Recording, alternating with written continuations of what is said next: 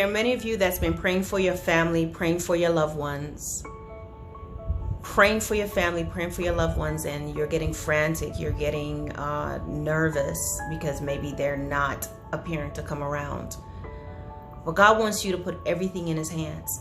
Put everything in his hands. Put your family in your hands. It's also important that you're not praying for them, but you're living a double standard, because that throws people off too. When we do one thing, and guys, we're first a minister in our own home, okay? And sometimes it can be tough. And there's some of you, you're doing the right things, but you know, you may have children that's going against you, your spouse, whatever. But let it be that they are still going against you, because as you continue doing the things of God, not because they're going against you and fighting against you because you're one way in this environment and another way in the next environment, you know? That throws them off too. And if that's been you, you ask the Lord to forgive you. And we are first ministers in our home and in our own household to those who will receive it, because everyone will not receive it. But I hear the Lord saying this is not the time to be looking back, guys, and getting worried and packing excess. And I don't mean that in a way to disrespect your family and your loved ones, because we love our family. But they have their own choice. When you stand before God, you're not going to be able to put in a good word for your family members. And your family members not going to be able to say, well, my sister's saved, my brother's saved, my uncle was saved, my mom was saved. They're going to have to stand and speak for themselves. Pray for them and trust the Lord and leave it in his hands. Stop getting caught up in everything that they are doing. And sometimes some of them have you going all over the place because you're trying to do everything to show them the love of God. The love of God is not stupidity.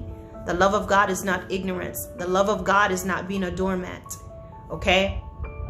So you want to show them the right way. It's not always long suffering, and long suffering is not to be long suffering at the hands of a sinner.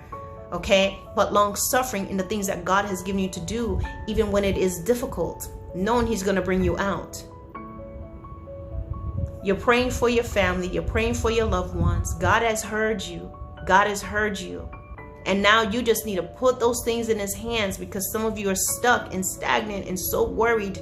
You're poured out, you're crying of what your son or your daughters, your sons, your daughters are doing, what your husband is doing, what your wife is doing, what your loved ones are doing. But you're not hearing the wisdom of God. You're not hearing the voice of God and all of that, because you're crying and you're just, you know, it's like knee-jerk reactions. And you're trying to do things and you're battling and you're cussing them out, and you can't be witnessing to them and then cussing them out in the next thing. You can't be witnessing to them and throwing shade. You can't be witnessing to them and saying, come to the Lord, and then you showing them hypocrisy. So guys, these things can happen when you have your hands too much in the pot, and God wants you to pull your hand out of that and let him deal with them in his way.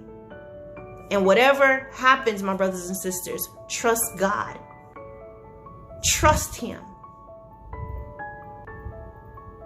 He wants you to give it to him, let it be in his hand, and trust him.